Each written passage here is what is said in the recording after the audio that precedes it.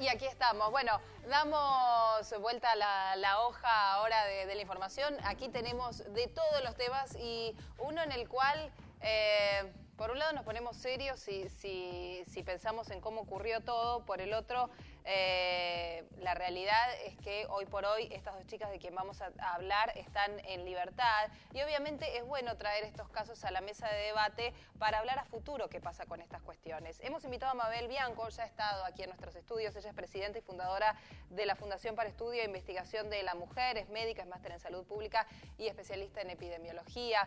Vamos a hablar del caso de dos mujeres, en este caso dos mujeres que fueron condenadas por haber agredido a un hombre que quiso abusar sexualmente de ellas, ¿no? Estamos hablando del caso de las hermanas Jara. Sí, gracias por haber venido nuevamente. ¿Qué tal? ¿Cómo estás?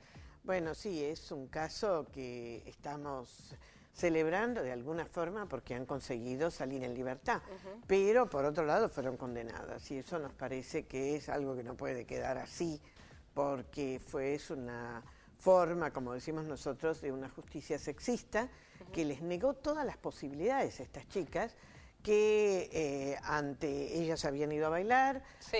Esto pasó hace 2 años y unos meses, sí. Poquitos meses, y bueno, volvían... El paso del rey, ¿no? Recordemos un poquito cómo había sido. Claro, volvían y estaban esperando para tomar otro transporte para ir a su casa, y bueno, este señor se les acerca y estaba armado y trata de abusar de una de ellas. Entonces la otra hermana...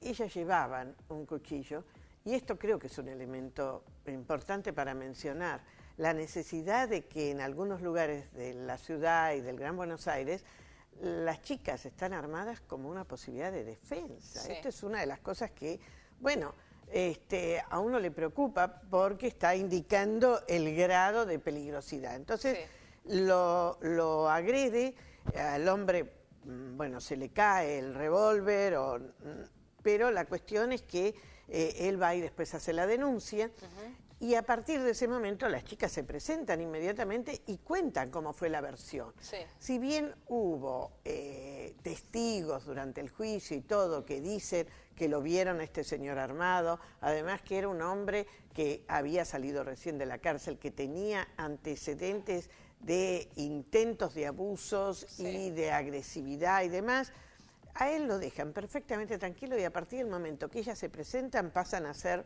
de víctimas las victimarias. Sí, al hombre no se lo investiga, digamos. En principio, ¿por qué uno puede pensar que un hombre con antecedentes policiales, un hombre que en verdad originalmente intenta abusar de estas menores, después teniendo el resultado que tiene, pero en principio sí. la acción se da por esto, puede ir a hacer la denuncia? Porque uno se imaginaría que, bueno, se escapa en ese momento no, y... Es un hombre que sabía de qué se trataba.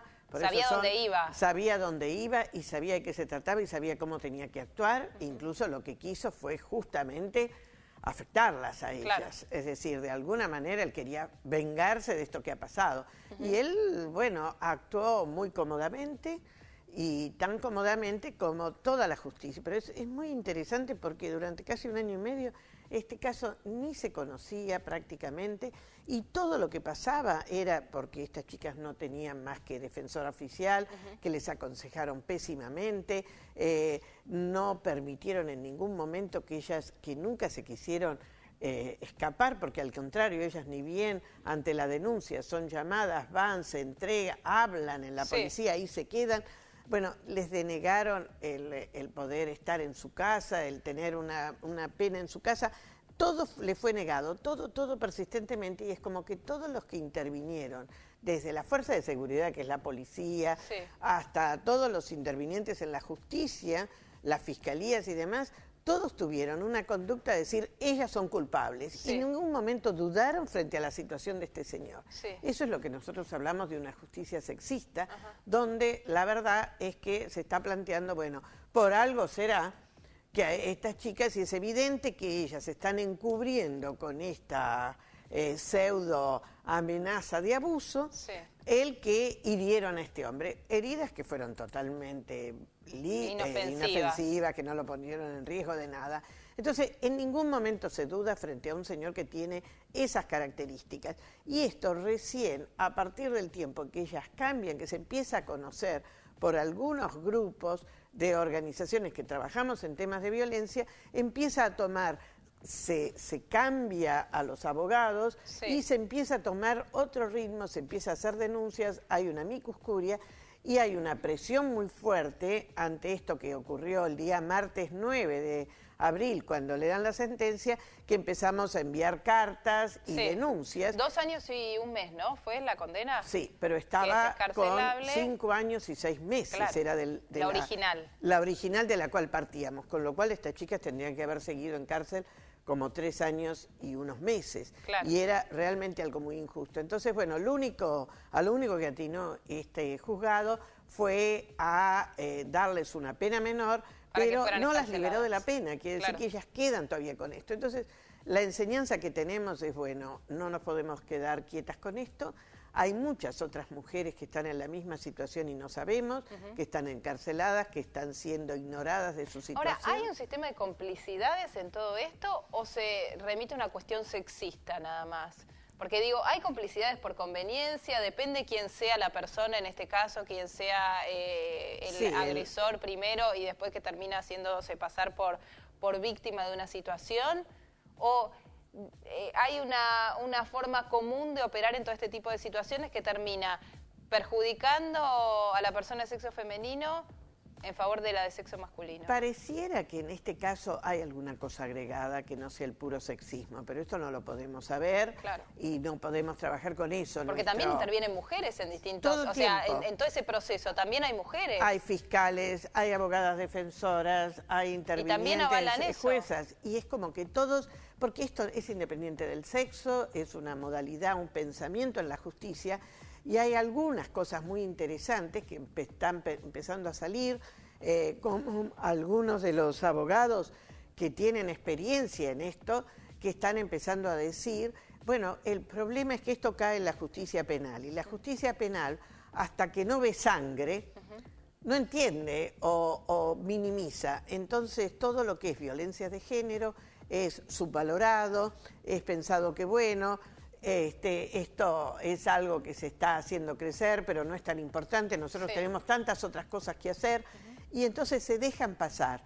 Y esto es lo que me parece que hay que cambiar. Es evidente que aquí nosotros tenemos una ley de violencia muy buena, esa ley no se está implementando. ¿Y por qué?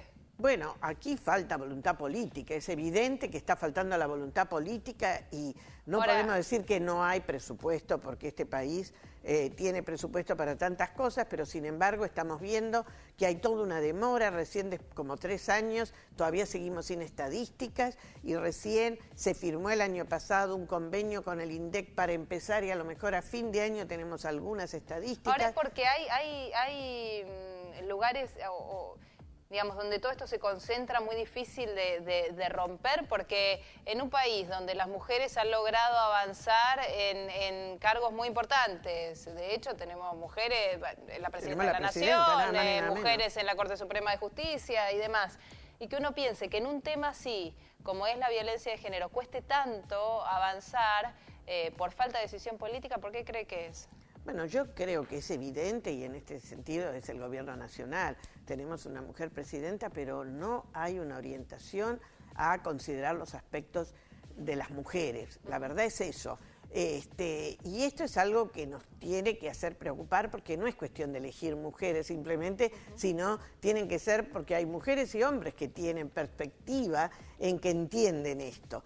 Y hay quienes no. Entonces nosotros vemos que, por ejemplo, la jueza Argibay está haciendo un modelo regio de capacitación de jueces y personal de la justicia sobre género y qué implica esto.